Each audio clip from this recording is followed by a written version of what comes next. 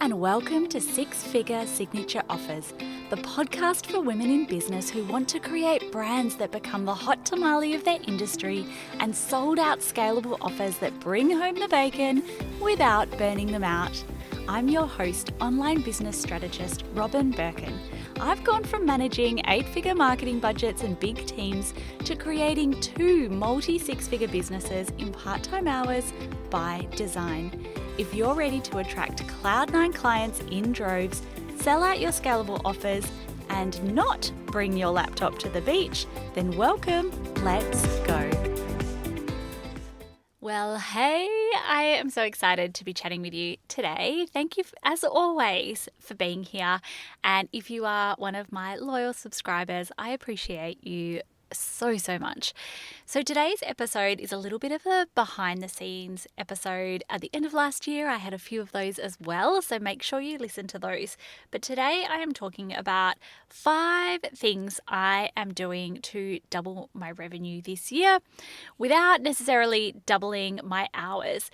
So the context to this is that 2025 was an incredibly busy year for me at a personal level. So if you know me, my husband has quite a demanding career, and we are also, as builders, building an extension and a big renovation of our house. So we have built a pool. So we haven't just got a pool plopped in, we built it. We also built a giant pool room / ensuite that everyone keeps joking to us they're going to move in because it has like a kitchen and basically it's like a studio apartment. And then the main house is getting an extension as well as all new flooring, all new roofing. It's a massive renovation, and the bedroom, the ensuite, like all getting redone. And we're so excited about this. It has been on the cards for the longest time, but unexpectedly, well, no, a little bit expectedly, it sucked up such a ridiculous amount of my time and energy. And here I am, also in last year, had almost like my limiting beliefs smack me in the face. It was, this massive period of self-development, personal growth / mindset reframes that last year felt like they just came like flying at me one by one. And you think to yourself, like, I've got this sorted, I'm doing this is fine, or I don't do this because of this. And then all of a sudden kept having these moments of, hang on, is that a truth, or is that a limiting belief that I have? And I would strongly encourage you to, anytime you say, I don't do this, or I won't do this, or this is why this isn't so, to ask yourself, is that a truth or is that a limiting belief? And that was the flavor of 2025, is that I would continually be like, oh, hang on a second, like there's something going on underneath the surface of that, and it's not really true, so it could actually be this. And so I have big goals. I want to double my revenue in 2026, and the second half of 2025 very much felt like the setup for that. I also have, being someone who is the primary parent of 2 young children who are in full-time school. So obviously we have school holidays off, and then a husband with a super demanding career, renovating a house together. And he is doing, because he is like in the building industry, he is physically building a lot of this house. As someone who is in that season, it felt and feels maybe uncomfortably slow.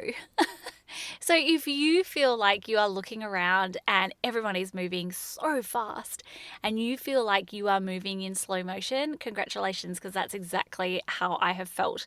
And I am someone who I would typically class as a fairly fast worker, but no, we are not fast this year and last year. So what does it look like to double your revenue in the space of a year? And I'm going to let you know these are the 5 things that I'm doing from a really practical standpoint, not fluffy stuff. I'm going into the nitty-gritty in today's episode. So the other little piece of context which flavors all of this was that going into 2025, knowing that my capacity, my time would be less than what I normally have, I had 3 words. Those words were space, seamless, and simple. And in some ways, those words are still the flavor of what I want to work towards. So I want space. I don't want in any capacity for myself to feel like the bottleneck, whether that's for marketing, whether that's for my client delivery. I want space in my own schedule, but I don't want that to impact like any of my client results or anything. I want to be able to feel like I can breathe, and I want my clients to be almost like immediately supported, right? Whatever they need, we're here. And I very much run, particularly in the Peace and Profit Mastermind, what I would call a white glove service. So there are lots of people who have, joined masterminds and it takes a week for the coach to get back to them. That's not how I roll. So I have a 24-hour maximum response time to my clients. When my clients join the Peace and Profit Mastermind, they get a Sweet 6 blueprint. So we have like a shared document that outlines what we are working towards. So it is not, like an airy-fairy fluffy container. We are there to achieve a purpose, and I am going to deliver to you at the highest standard that I can to ensure that that is something that we can optimize happening. And so I want space for myself to be able to be fully present with my family while also deeply supporting my clients. Seamless was the next word. So again, in line with that philosophy, I want onboarding to feel like butter. I want our podcast process to happen. I want everything in the business to be really seamless and, again, high quality and high standard. And then simple, like not recreating wheels, not having massive complexity in anything that we do, not having bloated like million moving pieces tech stacks, keeping everything really simple, really straightforward, not a million steps.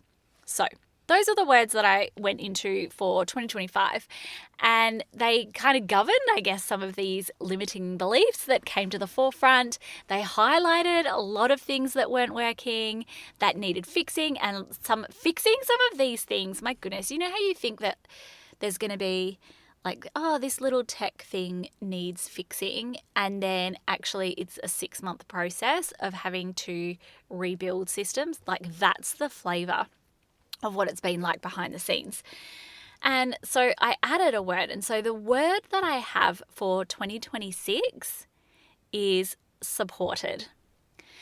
And it comes back to, and I've spoken about this before, that I believed in and of myself. So if you are someone who is like, let's say you're at $50,000 or $100,000 revenue per year, this is the belief that I had. So I had the belief that I only wanted a lean or even no team. So I was like, nope, with AI now, this is not required. We don't need big teams. Teams are a stress because you pay for your team every month. So you're starting the month at whatever it is, like $5,000 of expenses because you've got to pay for your team. So I was like, I don't want that kind of stress. Like, I do not run businesses that are going to feel like the most stressful part of my life. I want my business to feel like one of the most easeful and joyful parts of my life. I love what I do. I love my business. I love showing up on social media. I love tinkering with funnels. I love launching and getting the data. I love my clients. And I mean all of that with my full chest. Like, I love it all. And that's what I want it to feel like. I don't ever want my business to feel like the most stressful part of my life. And so I was like, oh no way, man. I don't want a big team, because then I'm like handcuffed to this team and the pressure of constantly having to make sales to then support the team. And I was like, no way, man. I want a lean team. And I was like, I started the year wanting to grow the mastermind. And so I believed mistakenly that I needed to, in air quotes, increase my capacity. And you hear all of these people who are like, increase your capacity to hold money and your nervous system to hold money and wealth and blah, blah, blah. And so I did all of these things. Like, I added another cohort just in the calendar of the mastermind to energetically stabilize at having that many calls, and energetically did all of these things to try and increase my capacity to hold more. That felt quite tiring. And I got to the middle of the year and I was like, oh, hang on a second. Yes, I don't want a team of 50 people. But when the team is so lean, then what happens is I become the bottleneck if I want to be operating at a particular level. And I don't want to be ever the bottleneck in my business. So I always have the goal to be less of the bottleneck and more of the breadwinner. So massive shift and change is that I 100% want to increase my capacity so that I can increase my clients, but I am no longer looking at that as some kind of energetic randomness or increasing my capacity by working or hustling or doing more. Therefore, in 2026, so number one is there's been a big team shuffle, complete overhaul of the team. I've hired a new admin assistant and, have gone through a really thorough onboarding. There are handbooks for everything, systems for everything. We have really clearly defined roles and expectations of what needs to happen. And I have the goal that by July, I want to have 2 co-coaches who support me in running the mastermind. So what I see, I used to have the belief that having co-coaches meant less support and less of my, magic for my clients.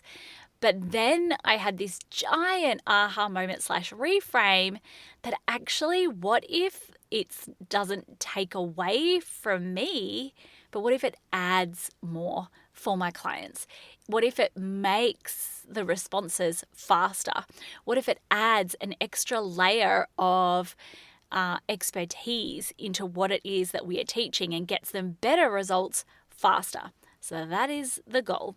So number one thing that I am doing to increase the revenue in the business is increasing my capacity by making sure that I have a team in place that is going to be able to match the revenue that I want to make without a dip in support and services to our clients. Number 2 is coaching.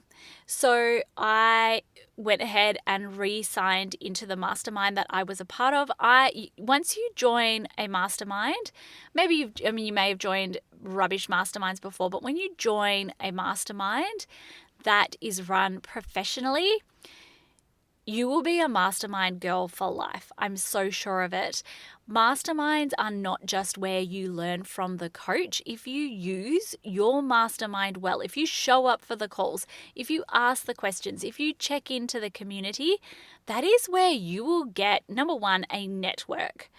You will start building out all of those connections, and you will learn 10 times more and 10 times faster because you're learning from all of the insights and market insights and trends and lessons from everyone else who is in that container with you as well. So coming into 2026, so it was about towards the end of the year, I was like, you know what? I need to be in this space again. And so therefore, I rejoined my mastermind.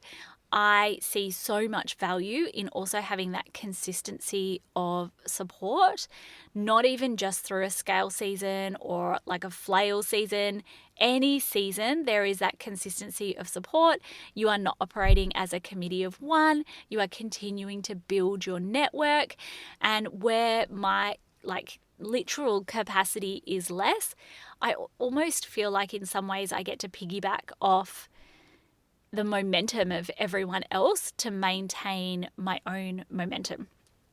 So 100%, and I am opening myself up to where there are places that I wish to excel in. So let's say, for example, I have goals for this podcast that might involve at some point in the year hiring someone to support me with some very specific goals to, either increase the quality from a production standpoint or increase downloads from almost like a coaching, auditing standpoint. But I am very open and receptive this year to receiving support. So number one, through coaching, consulting, and number two, through team, and that is capacity. Number three is consistency. Consistency is one of the biggest and underrated hacks in business. One of the biggest things you can do is literally just stay consistent and keep showing up and keep making tiny tweaks to improve. But where my schedule is in some ways unpredictable, I've got dentist appointments for the kids. We've got 1,000,001 sporting commitments. We have this renovation. And so often that has meant that I've had tradespeople consistently at my house. So where I might have said, okay, I'm going to film stuff today, there's people at my house with power tools asking me questions every 3.4 seconds. So one of the things that I am doing this year is really asking myself the question of what needs to happen in order to foster consistency. What does it look like to show up consistently on Instagram? What does it look like to show up consistently on the podcast? Where do the processes need to change and shift? We're pretty good at showing up already consistently on the podcast. What does it look like to have ads consistently running? What does it look like for my sales system to be constantly running? One of the things I noticed in 2025 was that my capacity to live launch well was decreased. I didn't have as much of that sprint capacity. So one of the things I am doing, number one, batching a lot of my content, rinsing and repeating a lot of my processes, but also looking at evergreen funnels. Now, I feel very bullish that evergreen funnels are typically not the magic bullet everyone thinks they are. And so I am not just running evergreen funnels, but whether it's the difference between having nothing and having an evergreen funnel, that's where evergreen funnels are going to be able to take some of the heavy lifting off me feeling like I need to constantly show up live. So we're going to look at an evergreen webinar funnel. The webinars are still the GOAT when it comes to converting people. It's already been recorded and ready to go, so we're just finalizing emails and then uploading that. But being able to foster that consistency of people being able to come into my world, join my programs, etc. Number 4, systems. I almost never thought I would be the person to say, the cliche things like, what got you here won't get you there. And then last year I was like, oh shit, it's true. And then how people talk about you need systems. Well, last year was also the year that the penny dropped. And I was like, oh my God, I need systems, and I need systems for everything. If you want to be less of a bottleneck in your business and you want the business to run smoothly from a marketing, sales, and delivery standpoint, you need systems. So businesses run on systems. We are in the process, and we have been for the last 6 months, of just upgrading so many things. Like I said before, you think it's this tiny little software change that you need to make, and that tiny software change is actually all of these different steps, things needing to be disconnected, then reconnected, steps needing to be logged, making sure that processes happen on a regular basis, the way that you serve your clients, and having all of that data really streamlined, and not when you are launching a business and you're getting yourself to, let's say, $100,000 and it's kind of scrappy. You can't do that. And that was really where last year that came to a head. I've sat several years at around the $200,000 mark. And then once we kind of broke through meaningfully, that figure last year was where I was like, oh dear, everything feels like it's breaking. Everything needs to be fixed. And it has been a slow process. But the benefit is that it is now the systems are now built for so much more longevity. And then number 5 is, as always, and I've been teaching this for years, EAD, eliminate, automate, delegate. So delegation to a person should be the very final step of what it is that you do. Then if we work backwards, the next one is automate. So obviously there are so many things that we want to automate, and you leverage AI to be able to support us in doing that. So automations is not the same as AI. Artificial intelligence is artificial intelligence, but automations is a different process. So how can we leverage agents to be able to do some of the work for us, but also just generally automations like using Zapier to connect things, using email tagging, all of those kind of things. And then taking it the next step, and this is a process of where we're at the moment, is really looking at what can we eliminate? What marketing functions, what offers, what resources, what activities are we doing that we actually really just don't need to do? What can we just delete? Hit the delete button on. What can we be like, you know what, that's not going to happen anymore. Delete, gone. That is the process of which we're at the moment. So circling back to those 4 words, I still feel like we are on the journey, but so much further along now than we were at the beginning of last year. Space, seamless, simple, and support. So those 5 things. And I'm really in this space of long-term thinking. I know so many business owners who are opting out of urgency culture. And when I think to myself in business and the season that I'm in at the moment, I am not the hare. I am seriously the turtle, slow and steady, getting things done, really thinking long-term about the business and about what is going to strategically make the most sense for us. And sometimes sometimes people won't understand. Sometimes people will look from the outside and not understand the decisions that you're making, because everyone, especially in the online world, is so used to everything being instant and happening and, high energy and momentum. But actually sometimes the real flex is that long-term thinking, and sometimes that means short-term pain for long-term gain. What is that saying? Easy decisions, hard life. Hard decisions, easy life. And that's sort of the zone that I'm in at the moment in order to scale the business. So number 1, increasing my capacity through increasing the team. Number 2, making sure that I have coaching and support through mentorship and community. Number 3, consistency, and asking myself what needs to happen in order to be brutally consistent in the business, and where my energy is stop and start with the kids, with school holidays, all of that. What does it look like for marketing, sales, and service to be consistent even when I'm not? Number 4, systems, upgrading all of the systems, and really up where I have the goal for 500,000, I'm really in this space of like, no. We want systems that could accommodate $1 million in revenue. Really upgrading at that level and not always just inching forward, making sure that we're building sustainably. And then lastly, what can we eliminate and automate and then delegate, but mostly eliminate?